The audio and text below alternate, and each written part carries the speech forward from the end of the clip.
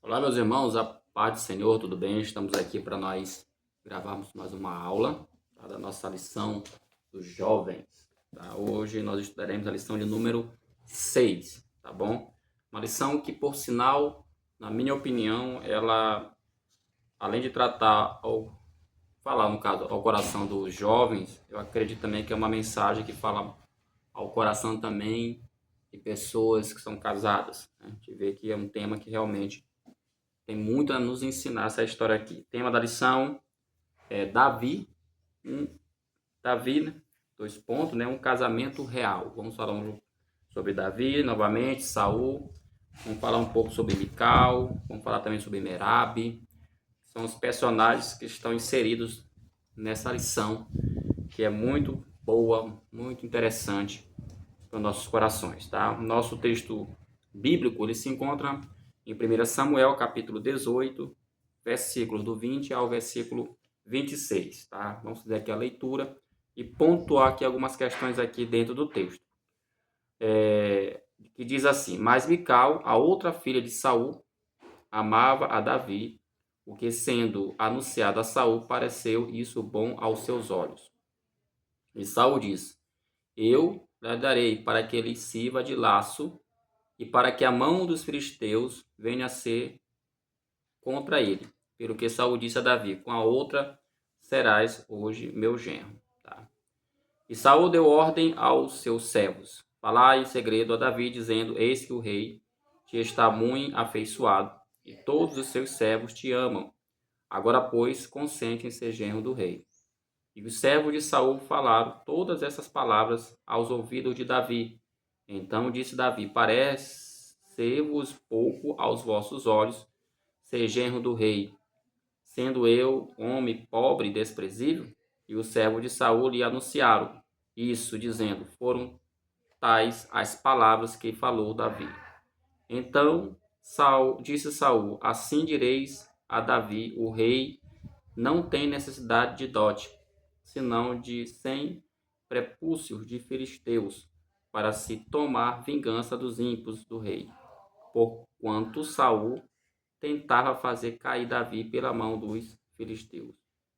E anunciaram seus servos essas palavras a Davi, e esse negócio pareceu bem aos olhos de Davi, de que fosse genro do rei. Porém ainda os dias se não havia cumprido, né?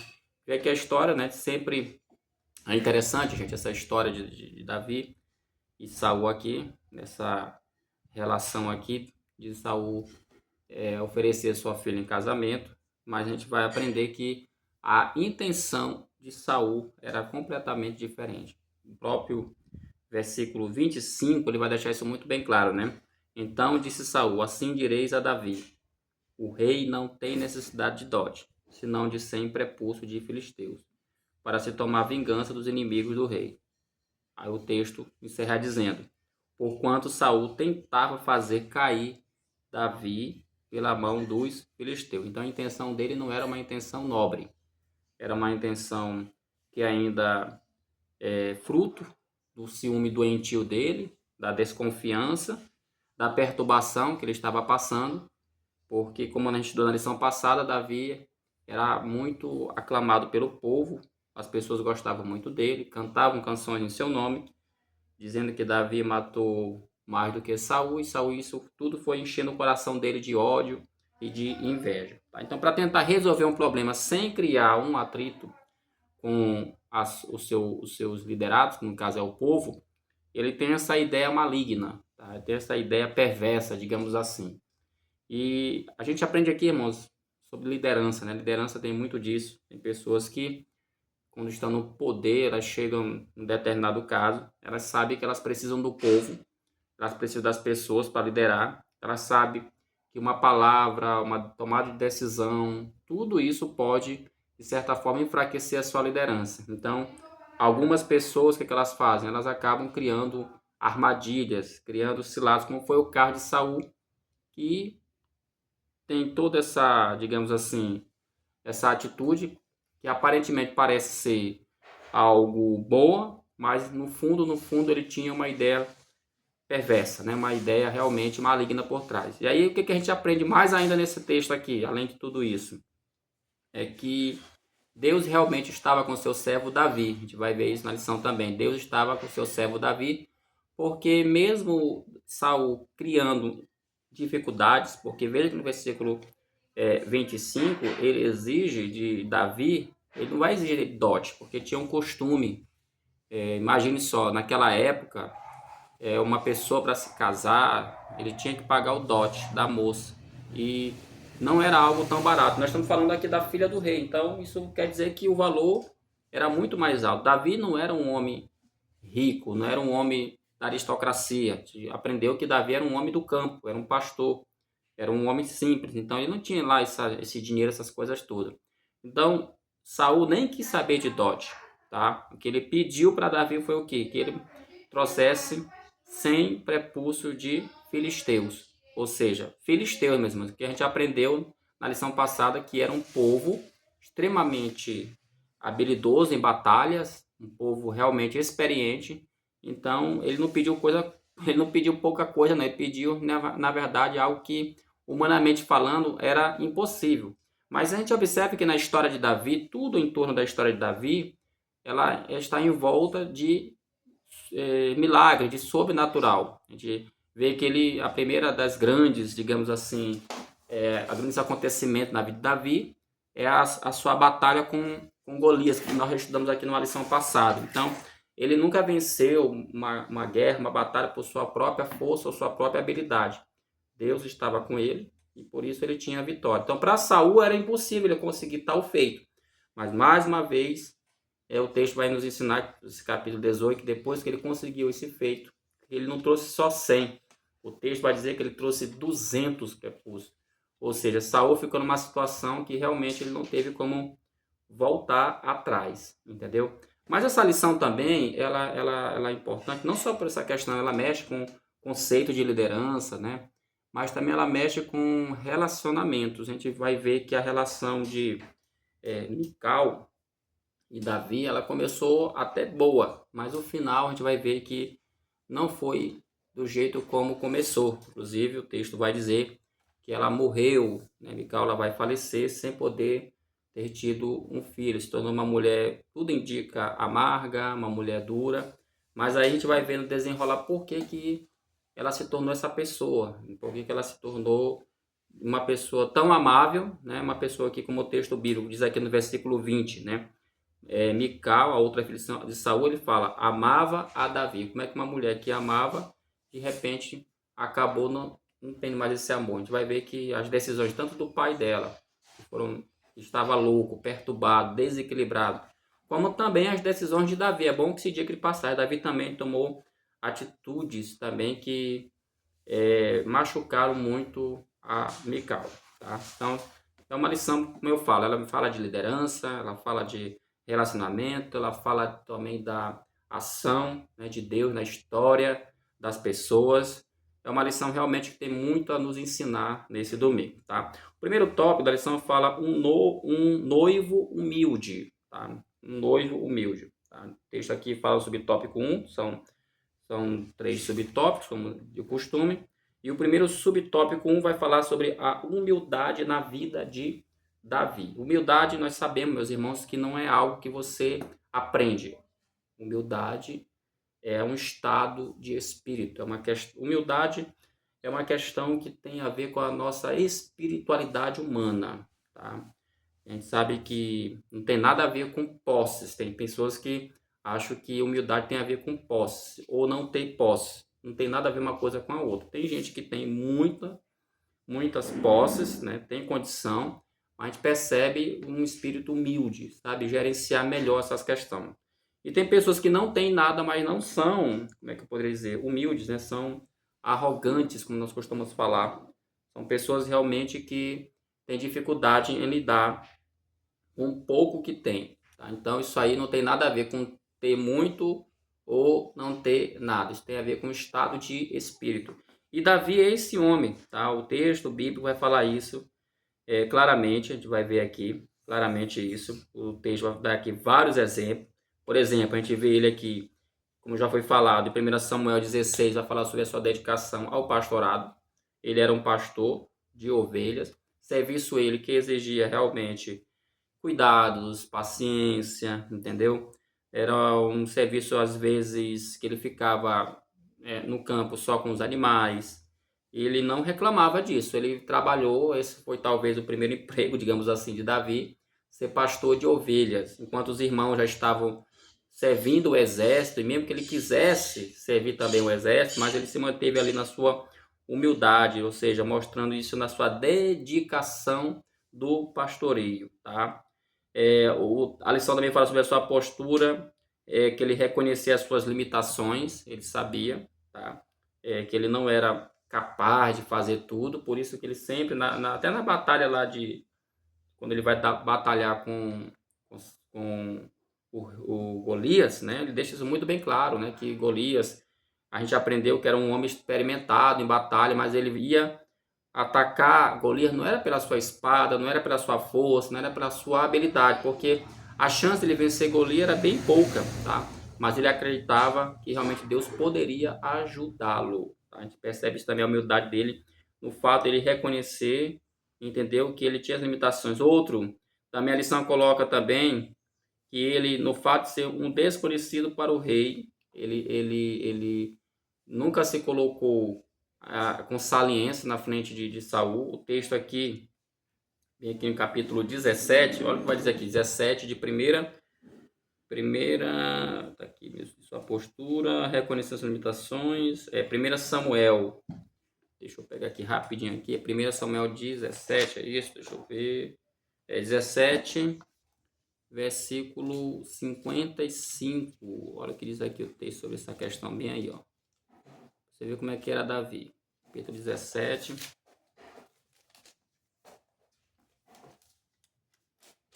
Capítulo 55. Quando Saul viu Davi avançando para enfrentar o filisteu, perguntou a Abner, o comandante do exército: Abner, quem é o pai daquele rapaz? Abner respondeu: Juro por tua vida, ó rei, que eu não sei.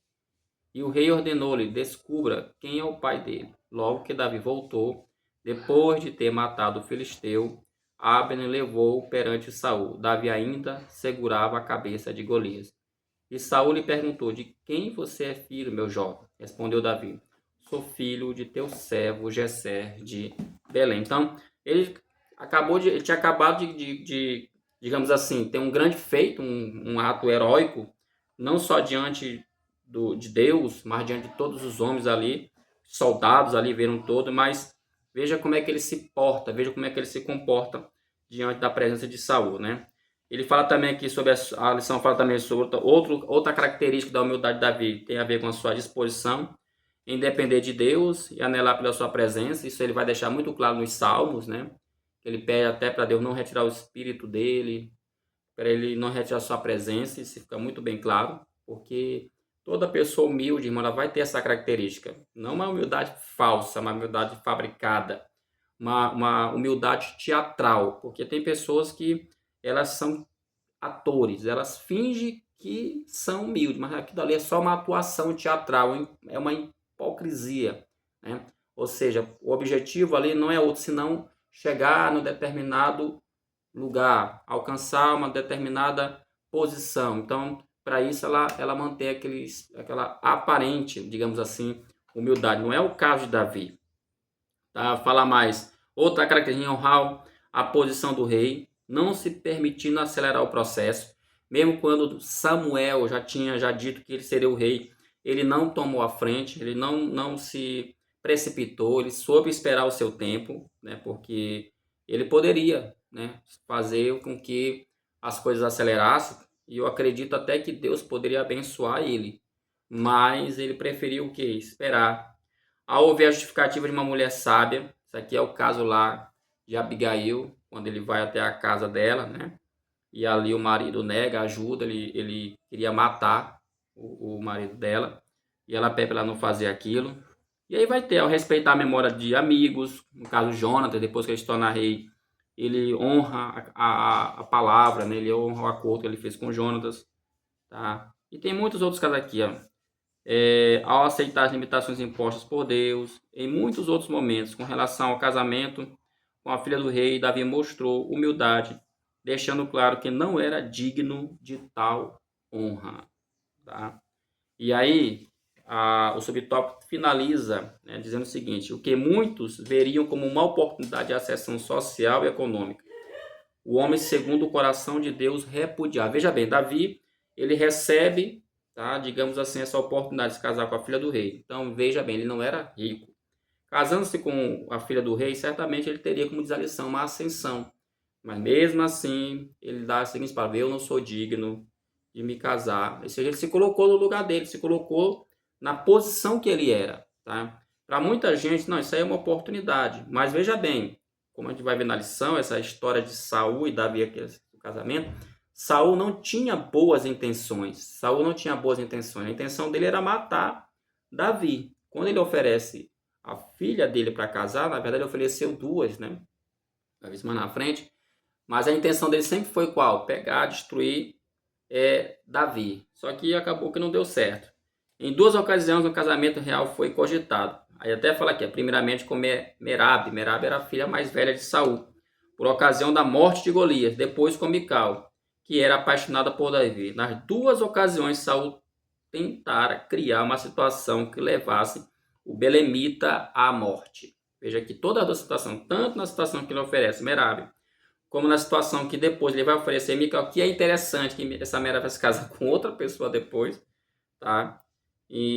Ou seja, ele não tinha intenção nenhuma de fazer Davi casar com ela. Ele queria, na verdade, era um plano para matar, tirar a vida dele. O segundo subtópico fala a humildade aos olhos do mundo. Aí ele vai falar sobre o narcisismo, o individualismo. Ele fala que a verdade é vista como um demérito, pois é percebido como algo que evidencia a inaptidão das pessoas a aceitarem desafios e protagonizarem grandes feitos. Né? A gente vive numa época que essa palavra é bem aqui, ó, narcisismo. Tá? O narcisismo é algo realmente que ele impera muito em nossos dias atuais, e a lição vai trazer um exemplo bem atual, que são as redes sociais. As redes sociais, elas têm criado uma característica, digamos assim, as redes sociais têm criado pessoas com esse sentimento muito narcisista. Ele vai colocar aqui, pessoas, elas fazem as coisas, elas colocam na internet, elas botam frases, elas fazem vídeos, enfim, a intenção, como eu coloquei, é ganhar likes, curtidas, entendeu? Ou seja, as pessoas na internet são medidas por isso. Veja o nível, né? As pessoas não são medidas pela questão do caráter. Ninguém sabe o que está atrás de um celular. Ninguém sabe o que está ali atrás daquele vídeo. Aí tem uma pessoa falando, fala muito bonito, está muito bem padronizada e tal, bem arrumada. Porém, a gente não sabe o interior, a gente não sabe a intenção. Então, hoje, o valor das pessoas está sendo medido por isso. Isso tem gerado em alguns corações esse sentimento narcisista. E aí, professor, você não sabe por que essa expressão é usada? Isso aí é uma expressão que as pessoas que trabalham nessa área da psicologia, que trabalham também na área da psicanálise, elas usam muito para falar de pessoas que são altivas, de pessoas que para elas tudo gira em torno do seu umbigo, de pessoas que acham que elas são melhores do que todo mundo, pessoas que acham que são mais fortes do que todo mundo, que podem mais do que todo mundo, entendeu? Então são pessoas narcisistas. O narcisista, essa fala, essa palavra, no caso, ela vem de um mito, né? De Narciso, um mito grego, o rapaz que se achava muito bonito, ele foi amaldiçoado, né? A ficar vendo a sua imagem refletida no rio, né? Então ele ficou ali, ele ficou tão encantado, diz o mito, que ele ficou tão encantado com a sua beleza, né? Que ele acabou morrendo ali, olhando para a sua própria imagem, de tão encantado que ele ficou com a sua própria imagem. Então isso é ser narcisista, pessoas que são encantadas consigo mesmo, se adoram, se veneram, se acham que são, como eu costumo dizer, a última bolacha do pacote, digamos assim. Terceiro subtítulo, que não é o caso de Davi. Davi não tinha isso com ele. Veja bem, ele acaba de vencer a batalha. A batalha contra um grande guerreiro que foi Golias. Mas mesmo assim, ele se coloca na sua posição humilde. Aí ele vai fechar o tópico, a humildade na vida do cristão. Tiago 4,6, ele fala: né? Em uma vida marcada pela humildade, isso aqui não está em Tiago, tá, gente? Só um comentário, bem no final. Em uma vida marcada pela humildade, somos alcançados pela graça de Deus. No final do versículo, que é o capítulo 4, versículo 6, na parte final, ele fala: Ele nos concede graça melhor. Então, ou seja, o que ele está querendo dizer aqui? Assim como foi com Davi, que ele teve a oportunidade de ascender no meio, digamos, da realeza, dentro da monarquia, mas ele entendeu que é muito melhor do que tudo isso era ter a graça de Deus. Então vai ver na Bíblia vários exemplos, vários exemplos de pessoas, entendeu, que entendiam que a graça era melhor, tá? A graça de Deus, ela é melhor. E o maior exemplo de humildade que nós temos está aqui na lição.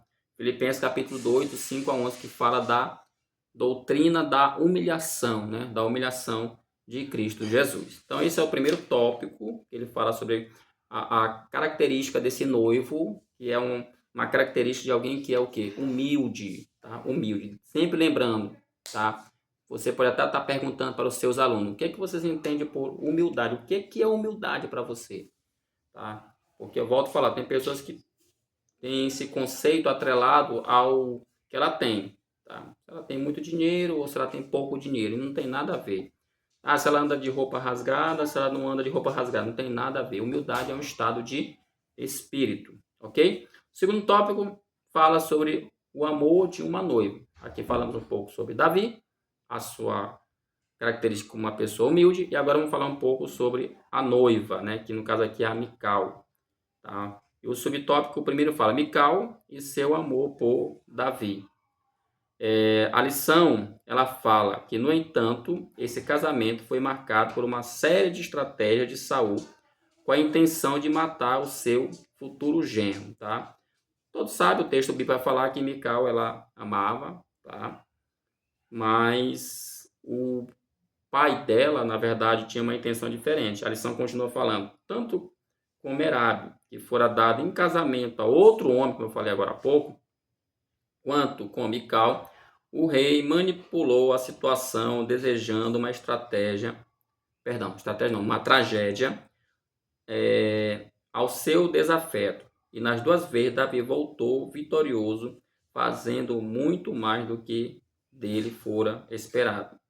Para que Davi pudesse se casar com Mical, o rei o desafiara a matar 100 filisteus, o noivo surpreendendo o sogro. Esse casamento contribuiu para que se intensificasse o ciúme de Saul e o seu ódio mortal contra Davi. Em um desses episódios, o rei enviou à casa de Davi soldados para assassiná-lo. Mical, movida por amor e fidelidade ao seu marido, ajudou a escapar e criou uma série de justificativas para retardar a ação dos homens de Saul. Então você observa que essa relação Mical e Davi, mesmo que houvesse um sentimento bom, mesmo que houvesse um sentimento de amor, mas ela nasceu em meio a um movimento, digamos, negativo, tá? Nasceu dentro de um movimento realmente contrário ao que se espera de um casamento, né? O segundo subtópico aí vai falar uma vítima das circunstâncias, é uma pergunta. Por que ele está falando isso aqui, meus irmãos? Vamos ler aqui. No início do casamento, Mical e Davi tiveram um bom relacionamento. Ok? Ponto. O amor da noiva, os princípios elevados do noivo e a fidelidade de ambos resultaram em uma inspiradora história. Até aqui, ok. Porém, após a fuga e diante da sentença de morte aplicada por Saul, o casamento foi desfeito pelo rei e a princesa foi entregue em matrimônio a outro homem. Veja como que era Saul. Ele pegou a princesa, no caso, a Mical, e entregou para um homem chamado Pauti, filho de Laís. Isso se encontra em 1 Samuel 25, 44. Diante desse evento, podemos perceber como Saul, seguindo o seu próprio padrão, impôs a sua vontade e de forma despótica, ou seja, autoritária, se utilizou da própria filha em seu jogo político. As circunstâncias começaram a castigar Mical, que perdeu o seu esposo amado e foi tratada como uma moeda de troca. Então, aqui nós temos o primeiro grande problema que vai ocorrer dentro da relação Mical-Davi, Davi-Mical. Esse casamento que digamos, foi desfeito, entre aspas, porque não foi algo legal. Saul, ele era rei, ele era um rei, mas ele não era o guardião da palavra de Deus e o objetivo dele era apenas liderar o povo. Então ele não tinha poderes de mudar a palavra. Então o que a palavra fala sobre casamento tinha que prevalecer. Então ele quebra esse princípio, ele está pouco se lixando, tá? Pega a Mical e entrega para Paltia, que segundo a lição, ele foi de certa forma vítima das circunstâncias. Porque depois vai acontecer um problema muito sério, né?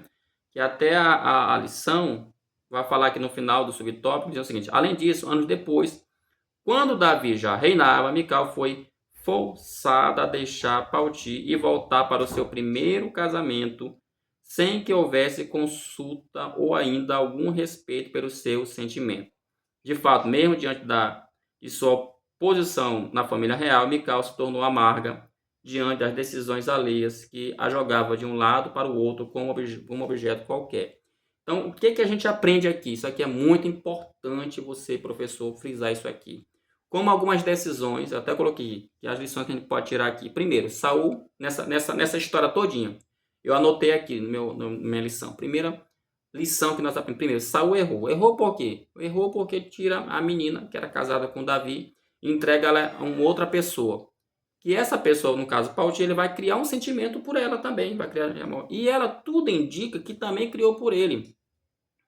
Porque se você for ler essa história em 2 Samuel, você vai ver que no dia em que Davi manda novamente Mical voltar, esse rapaz, o Pauti aqui, esse homem, ele chora muito, ele fica muito triste, né? Ele fica muito abalado, então porque algo está sendo feito pela força. Então, por isso que eu falo, Saul errou e errou de forma muito dura, prejudicando o emocional da sua própria filha. Então, Saul estava realmente vivendo, para ter uma ideia como ele ficou, né? Um homem que, como a gente viu aqui na lição passada, um homem que começou tão bem, né? Digamos assim, o seu ministério de rei, e agora já estava completamente perturbado, sem realmente uma direção, sem nada. Esse é um ponto. Segunda lição que a gente aprende é sobre o sofrimento da Mical. Uma lição fala, ela ficou jogada como uma moeda, ela foi feita de moeda de troca. Ela ficou sendo jogada de um lado para o outro. Então isso tudo desgastou, digamos assim, ela foi desgastada. Ela desgastou e criou sentimentos negativos, sentimentos de dor, sentimentos de raiva, sentimentos de amargura. Se tornou realmente uma mulher amarga. Ou seja, a vida, não no caso as situações que a vida foi lhe oferecendo, digamos assim, transformou ela numa pessoa realmente muito amarga. Até porque a gente vai ver aqui na história deles dois, que ela chegou a reprovar Davi, depois que Davi trouxe a arca de Deus de Deus, digamos assim, ela vendo Davi dançar, se alegrar, aquela mesma mulher que amava, digamos assim, agora faz críticas pesadas ao seu marido. E Davi também errou, digamos assim, Davi também errou entre aspas, mas Davi era o marido por direito, de fato. Mas, veja bem, eu não sei se eu posso afirmar que ele fez isso porque amava ainda Mical. Eu não sei se ele ainda amava Mical, porque o próprio texto bíblico vai dizer depois que ela vai morrer. E ela morre sem ter tido filho. Morreu de forma muito, digamos assim, solitária, amarga. Ou seja, essa relação dela, essa volta de novo do casamento dele, a gente percebe que foi algo realmente que forçou muito a barra. Então, na minha opinião, 3 coisas a gente extrai aqui desse ponto. O erro de Saul, o sofrimento de Mical, e eu posso até acrescentar aqui também de Palti, mesmo que fale esse pouco dele, mas houve um grande sofrimento também para esse homem. E claro, também Davi, que eu faço a pergunta, Davi ainda amava Mical? Porque ou ele queria apenas uma aliança política, porque o texto não fala que ele estava doido de saudade, doido de paixão. A gente não é isso que o texto vai falar, tá? A gente vê que existe aqui, na verdade, uma estratégia política, mas amor aqui eu não sei se ainda existia. Então, para mim, são as 3 lições que nós podemos aqui extrair desse segundo tópico da lição aqui. Para fechar, o poder do diálogo, né? Ele fala aqui a lição: quantos grandes problemas poderiam ser evitados se bons diálogos fossem realizados, tanto na história geral, passando pela história bíblica e indo até as nossas experiências atuais. O diálogo tem sido uma constante na busca por entendimento e de soluções de conflito. Tá?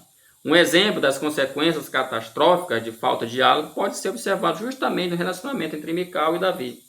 Um desprezo mútuo e uma intolerância crescente marcou a vida dos dois, em um momento em que eles facilmente poderiam aproveitar os benefícios dos novos tempos e a estabilidade do reino a tanto pretendida. Infelizmente, a alegria de uma caminhada a dois foi ofuscada pela falta de comunicação, o crescente desprezo e a mútua intolerância. Eu acabei de falar, eles dois começaram a se desentender. Aí ele vai falar, quando Davi trouxe a Arca da Aliança para Jerusalém, ficou muito feliz e grato a Deus. A sua celebração envolveu danças e saltos de alegria, algo que não foi bem visto pela amargura de Mical. Veja, até um tempo atrás, né, eu ficava, a imagem que eu tinha da Mical, vou ser sincero com vocês aqui, a imagem que eu tinha da Mical era uma imagem bem negativa, mas vendo a situação hoje, analisando um pouquinho a história de Mical, por isso que é fundamental você, professor, trabalhar bem os pontos, mostrando que ela não se tornou essa mulher assim do dia para a noite, que ela foi, na verdade, um fruto de uma série de problemas que envolveu ela. Como a lição bem coloca, ela foi feita de moeda de troca, ela ficou sendo jogada de um lado para o outro.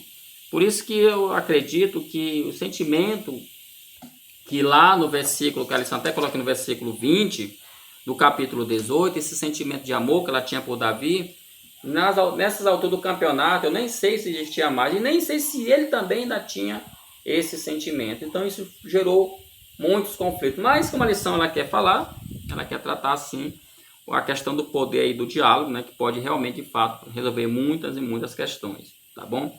O terceiro e último tópico fala do tema, né, que eu falei agora há pouco sobre Deus está com Davi. O subtópico 1 fala Davi e as armadilhas de Saul. Tá? A gente vê aqui que o texto fala que 2 promessas de casamento, 2 armadilhas, 2 vitórias impressionantes. Com Merebe, o desafio foi uma série de batalhas contra os filisteus, na esperança de que em uma delas o jovem tombasse. Já com Mical, Saul pediu algo inusitado e muito perigoso, a morte sem filisteu. O êxito no primeiro desafio foi celebrado amplamente por todos, mas foi a segunda armadilha que deixou o rei sem palavras, levando-o a entregar a filha mais nova em casamento. Em vez de matar 100 filisteus, Davi exterminou o dobro, 200. Deus era com Davi, e mesmo perseguido implacavelmente por Saul, era bem sucedido em todas as áreas. A gente vê que quando realmente Deus está, a gente vê o exemplo de José, os irmãos venderam ele, e Deus estava com José. Quando ele chega ali no Egito, ele vai sempre crescendo de cargo. Sofreu novamente uma grande derrota, que foi quando ele foi colocado de volta na prisão. E mesmo assim Deus honrou ele, tornando ele governador ali do Egito, abaixo só do faraó, né? Aí ele vai falar que vai quando Deus é conosco.